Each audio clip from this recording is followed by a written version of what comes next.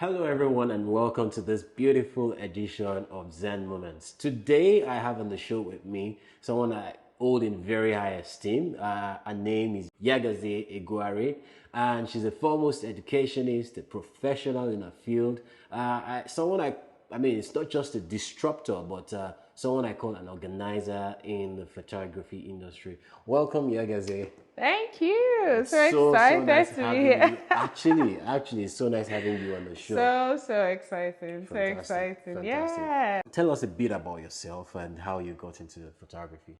So growing up, I've always been fascinated about photography. So I remember my dad used to take a lot of pictures of us. And even when I was small, I had those memories where my dad would just bring us together, take our pictures, and it was just really interesting. And he had a camera then, and I was just naturally just fascinated by his camera. So as I grew up, I just realized that there was this thing that I just found really interesting. And normally when people just ask me, like, we know how uncles will just say, what am I going to buy for you? Me, I would just say camera. Because I just feel like, there's something about this. And I had my first Polaroid camera. And I remember when one of my uncles got that for me, I was so happy. And I just took pictures and then it will come out. It was just like, this is just so amazing. Yeah. So my mom had her camera, got a camera. And it was like, that camera was my own because I would always steal it. I would steal it and then take pictures, and I would take horrible pictures because it was the film ones where you have to take and go and then I'll go to the lab, wash it and it's black. It's bad, but just the mere fact that I was even doing that it was just so exciting, And then I'll spend hours and hours on my laptop just, trying to figure out one editing, all this, different stuff. So, but I didn't really think it was something that I wanted to do. I just felt like, this is just something I'm drawn to. You know how it's okay, this is a hobby for me. Yeah. So when I went to the UK, I remember at that point, I was like, you know what? I really want to own my own camera and I just want to get something. And as soon as I got, and I still remember the day I got that Kodak camera, it was just like, I used all the money that I had on me and I bought that camera. And it was like the best thing I had ever done for myself. Fantastic. And I was just so happy. As I came back, I started shooting with that. I was just taking pictures with that. I would always be the one to tell everybody, let's take pictures. Yeah. So it's like this thing that has been there, but it couldn't find expression mainly because I really didn't see it as something people do and be successful at it. I see. Yeah. And the people that were around me at the time who were photographers they just didn't emulate the successful life that I envisaged for myself. So it was just like, you know what, I'm just going to keep this because definitely this is not going to be my life. So at what point did it transcend just hobby and became a professional?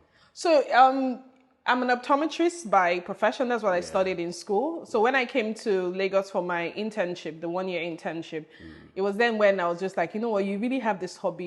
You need to learn how to do it better. And I was like, okay, you know what, one of my goals this internship is that I'm going to learn this better. Yeah. And that was what led me to TFES. And I remember a friend of mine then, Muna. Remember Muna? I remember Muna, yes. And I was in a cab that Muna just called me. Fun fact, we actually were in the same photography class. So that's the thing, and that's where we first met. Yes. Fabulous. Yes. Continue. So Muna was just like, guys, there's this thing I saw, this photography training and I remember in school then you were saying that you just want to learn it, and she was like, it's 5K. I was like, 5K, please pay for me. I'm definitely coming for it. Yeah. So that's really, and when I came into that class, I was just like, wow. Just seeing people. All the photographers. And one of the things I would ask everybody, both Gazmadu and every other photographer then was, is this all you do? Because I never believed that people could do photography and do it and succeed at it. So I was like, is this all you do? So it was like, that was where my life literally changed. Fantastic. It was like, so let me just chip in. I feel like our stories are quite similar in the sense that he was a friend that I asked a question and said, she asked me a question and said, oh, what do you really want to do now? And I said, photography. She said, so why don't you go for it? And at the same time, I just checked And I saw that, I checked online, I saw that photography training, Yeah. and I said register for it. And it was the last day of registration, Wow. actually. So the first day of class, I missed it. Anyways, it's not about me. Let's go on with this. It's interesting to hear your story, how you came about photography, and how you, I think you have a plan for your life. And that stood out for me. At that point, you couldn't really see photography giving you the kind of lifestyle you wanted to live. But eventually, once you got to class and you saw other photographers like Kelechi and the rest of them, you could say, oh, well, this is something I really wanted to do. So and that's so important. That is so important. Role models. So important to have role models, because, and when I think back then and realize that those were the moments that it was like it gave me hope. Like this is possible. Fantastic. Right? Yeah. And when I think about it, I'm like, this is why, if you don't minimize whatever it is that you're doing and just feel like, no, it's just regular, because there is someone out there looking at you, that is just looking at you, and that will just give that person just a permission to just say, yes, you too. You too. Yeah. Absolutely. That's fantastic. Yeah. That's fantastic. So, let's cut to the chase now. Who was your first major client, and how did you land that client? Okay, my first client was it was a family in Yaba, and I got that client through I think it was through a friend of mine, who knew that I was, because then we started shooting. I was shooting a lot and just putting out pictures there randomly, not getting any pay. You remember? Yeah, and then she just said, oh, there is a family friend of hers. They want to do a family portrait session, and that, if I could do it. I was like, okay, yes, I can do it. But then I was like genuinely scared. I was like, okay, what am I going to do? How am I going to do it? Nonetheless, I just did it. So that was the very first time, and I think that was Do you remember exactly how much you got paid? Because I remember. Oh my God! I think. Honestly, I think it was between 25,000. I can imagine. 40,000. I can imagine. And I did so much work that day. I know. I wanted to kill myself. We all did. Anyways, I wanted to kill myself in that shoot. Like this one. I know. I can imagine. We all did. Yeah. Same story. Funny story. At my first gig, my parents were actually there, and a thought crossed my mind, and just like the way I was sweating, it was a wedding. Where I was sweating and I was working, and I saw my parents, and the thought came to my mind. I'm like, what will my parents be thinking now that, this child that we spent money on to send to school, and he's just sweating like a ghost like this, running around everywhere. Photo. That was honestly, that crossed my mind, and it challenged me to do better. Anyways, it's a really hugely male-dominated industry. How have you been able to navigate your way in this industry? So the thing is, I have never seen it that way. Interesting. I know it probably sounds funny, but the truth, I think I was raised to not see any sort of anything as a limitation. We're a family of 5. We're 4 girls and a boy, right? So I'm the second girl. I have a third girl. My brother is the 4th. So my father raised us to do everything. Yeah. So I never grew up thinking, boys have to do this, girls have to do this, boys. So when I came in, people would ask me this question. I'm like, but I don't see. Yes, it just happens that to me, I would say it just happens that there are lots of guys doing this, right? Yeah. But it doesn't mean that it's not something that, ladies can do. But then, right, I didn't start out with that realization. But I think when I got married, that's when it dawned on me that, okay, I think our realities are a bit different. Do you get what I'm saying? Our realities are a bit different. Being a male photographer and being a female photographer. It's the same. You can still do that, but the thing is, as your life evolves, maybe the way you're going to approach your work may also be influenced. Yeah. Exactly. Needs to evolve. It needs to evolve. So you can't keep looking at it from that sense that, oh, because they're doing it, the guys are able to spend all night and this, that. Yeah, that might not work for you at certain time in your life. Do you get what I'm saying? Right now, my work doesn't, not that I can't do it, but it's just not, it's not important. There are other ways that I can get the results without doing that. Yeah, absolutely. So starting out, I didn't see that. And I think not seeing that helped me to just understand that I can keep driving, right? Yeah. Along the way, when changes happen, I was just like, okay, how do we now flow in another direction to still get to the destination? Absolutely. Yeah. Absolutely. And I think the female photographers are some of the most successful photographers in Nigeria and outside Nigeria that I know. I mean, that's just my personal opinion anyways. So let's go about, how do you go about pricing? Pricing, isn't that such a thing? It's just one topic that's... It's a big topic. But it's such a big topic. I feel like what you could do is just break it down, or not break it down, or just give bullet points on what new photographers mistakes they shouldn't make.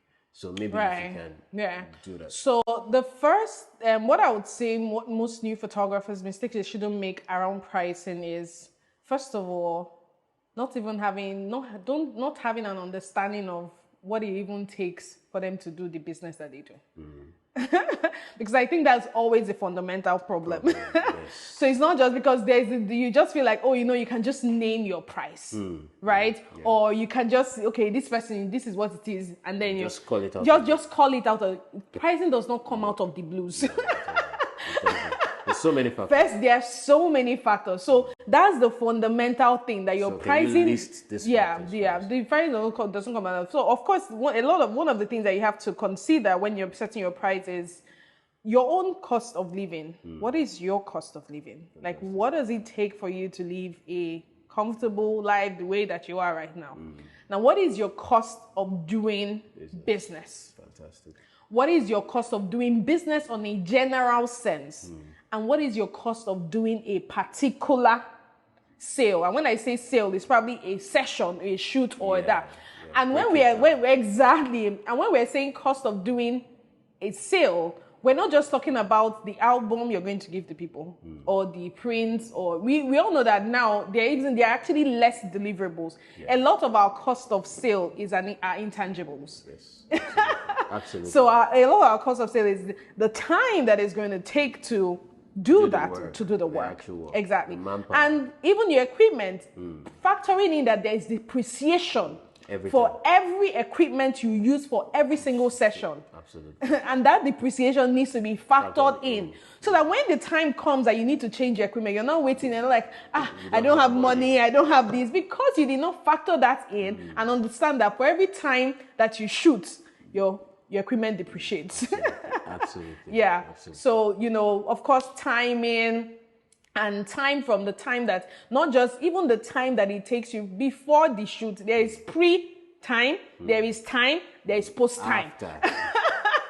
So all of that has to come factored in. Because you can't just factor in the time that you're doing that. And then you now realize there's so many more hours that is going to be committed to that work. And then, of course, as you keep going, you also have to factor in the part of experience. There's something, experience counts for a lot. No, there is a place for it. Because the fact that you've done something over and over again, you can't be the same as someone that is just starting. The level of confidence that we have shooting now, even handling the camera, you go, you're not like, you're not frazzled. Yeah, for someone that is frazzled, it means that you will not even get your results out, but you just go, you're confident. The way you communicate is different. All of those things, the value that you carry as a person is different. And those are all of the things. I'll add one more thing that I always say. Insurance, exactly. I'm not even talking about insurance of equipment and stuff. Okay, I'm talking about insurance that your client hires you. Exactly. And now you are sure that that's you part deliver. of it. No, that's the part of it. And that's I don't. Like you don't need to. You hire me, you're sure of what you're getting. Exactly. You're not like we're not going left, right, and center. You're very certain, and that's what it takes to have a business over a long period of time. Have a structured business. You can't be comparing a structured business with one person that is just running around with their camera and going back home. No, completely different. Gems, absolute gems. Anyways, so what tool do you use for invoicing right now? For invoicing, yes. I used to use Wave apps, but I think Zoho Books, Zoho. I think they changed. They changed to Zoho, yeah, and then I think Zoho is brilliant. Yeah, yes, I mean there are other ones too, QuickBooks. Yeah. There are. I use Studio Ninja. Studio Ninja, it's actually really brilliant. Yeah, and I think it's perfect. Especially, and it's perfect for creating. And I think there's the Pixie Set 2 now has the invoicing app, Studio Management. So the next question would be, do you have photography contracts, and what is typically the content? Yes, I do have photography contracts. Yes. Yeah, for weddings, for portraits. So typically, the content just states what has been agreed, right? It states what the expectations are from our perspective and also from the client's perspective. Yeah, because there is the part of you can't. So if the client does not know that they ought to, they are also needed. Their cooperation is needed before the final product is exactly. There's a certain way you ought to prepare for us to get a certain result. Absolutely. So they need to be aware of those things, so that at the end of the day, if it's like, oh, this is the picture, we didn't get it that way, but then what happens to the images afterwards, and most importantly, what's the copyright? Copyright is so important. Fantastic. And you're right. Fantastic. Yeah. Well, funny question. Do you ask when you're doing weddings? Is it your contract for the clients to give you food? Oh my goodness. Well, no, it's not. Okay. But we would mention that at some point that we can take a break to go and do that. I don't expect any client to give me food. I don't plan for that.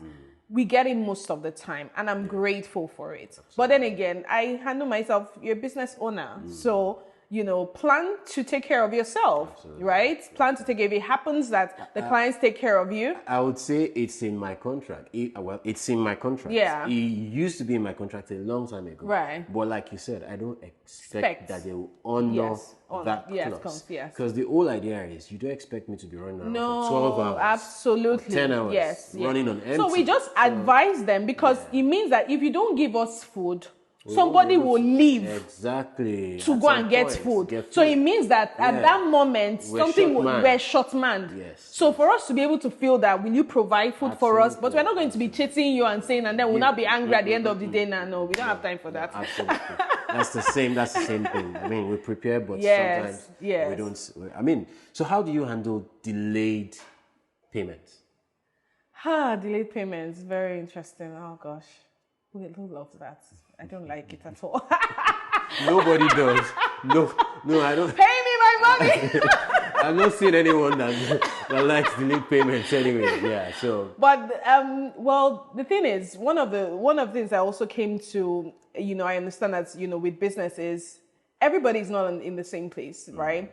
Yeah. Some people desire your services, and there are different ways that they might want to approach payments, right? So it's definitely not the best way to just say, oh, you have to pay. Let's just say everything has to be in this way.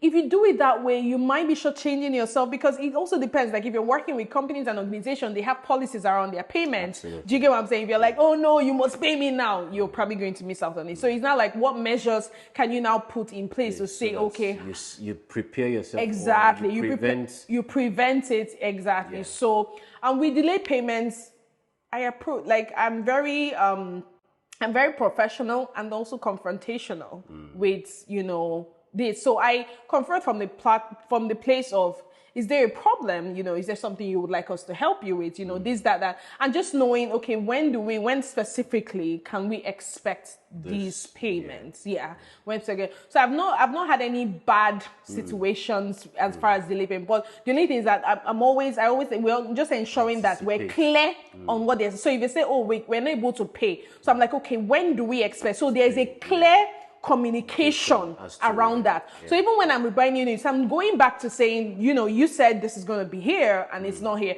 So it's not just something I'm just going to hear from you just saying, oh no, I'm sorry, we can't. No, we're going to put it in writing, Absolutely. To just ensure that eventually things get out of hand, everybody exactly. Because you have to be human, because sometimes things happen, right? People are not able to, meet up with expectation. And they're like, okay, can we break the payments down? Yeah, it's fine. Yeah. Okay. So how many streams of income do you have, and what other streams of income would you advise photographers in Nigeria to look into? Streams of income. So for me, I would say 3 now. Okay, fantastic. Yeah. How many? I can't really say what, the number you should look at. I mean, it's great to have different streams of income. I think we are created to have multiple streams of income. Like when in God's creation, it's not just one river. There are different places that are supposed to be flowing through the different gifts that God has naturally put inside of you. So I can't really say, okay, this is what you should do. It's like, find the things what are your gifts? What are those things that you love doing? And how can you factor that into your photography and make that a way that you can, get it? Do you get what I'm saying? So instead of me thinking, oh, you know what? I am really looking for another stream of income. I know that I love teaching. I love education. I love helping people, right? So that is another dimension, right? So speaking, doing that, writing, putting together things, those are the things I find interesting. Absolutely. So I now say, okay, in the other things that I find interesting, how can I connect that to my core, and then how can I bring that in, and it's quite similar to what you do as well, because you're so good with your hands, and you're also a very good teacher. So it's like you're allowing those expressions to just find themselves, to just flow. Absolutely. Absolutely. All right. So there's no number I would advise. I would just say get into make it priority to get to know more of yourself, to discover yourself more. The more you discover yourself, the more you realize that there are so many parts and dimensions to you. Fantastic. Fantastic. So, what gear do you currently use? What gear do you currently use? And what gear do you currently use? I'm a Canon girl. I mean, you're on the bright side of life. Yep. I'm on the bright side of life. So, do you use the mirrorless? Do you have the hour lenses, or? I use the mirrorless and the hour lenses. Yeah. I'm currently transitioning all of the lenses into hour. Yeah. Fantastic. And that's the place to be. Yeah. So let's wrap it up. Awesome. So what's your advice to young photographers out there? Advice to young photographers, I would say, don't stop yourself. Well, my first advice would be to embrace knowledge. And I think I say that a lot, and it's something I will keep saying. Yeah. And don't jump into the blue ocean, please. Don't just jump in right? Embrace knowledge. Even before you get a basic gear, go and put every investment that you have into education. Knowledge. Go into knowledge, That is the fastest way to success. The fastest, it's fastest way to get access to people, because people say, oh no, can I assist? Can I do this? Well, a lot of photographers are getting a lot of photographers want to do that, right? And the photographers you're looking at, you want to just go and assist, hold lights for doing that. They already have people around them. There's no space for that. But then a photographer will create an opportunity for you to plug in and connect. And then you're just like, no, I want to buy a lens. Yeah.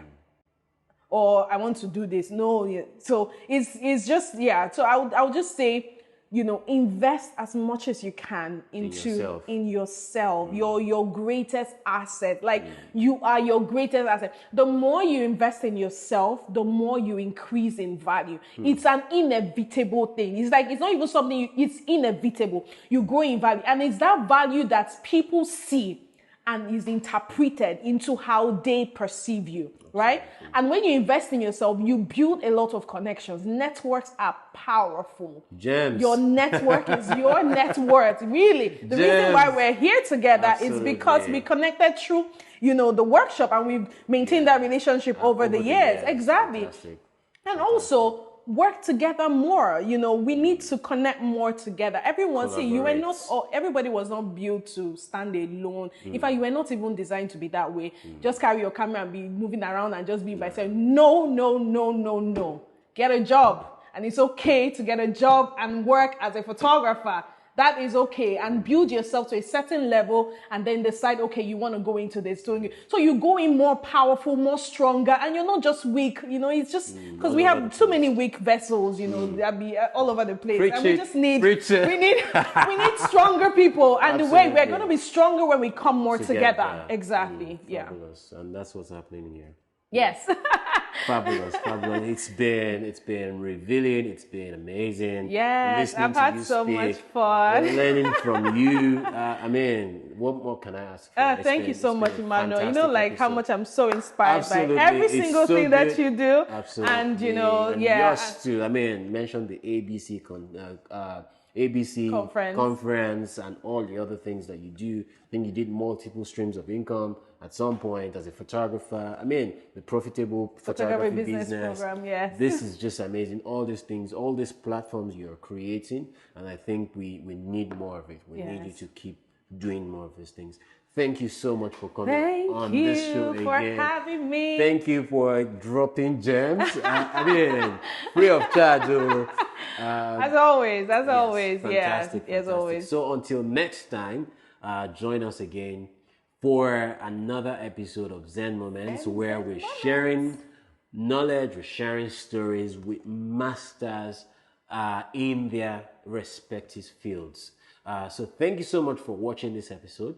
Join us again next time. Until then, stay creative.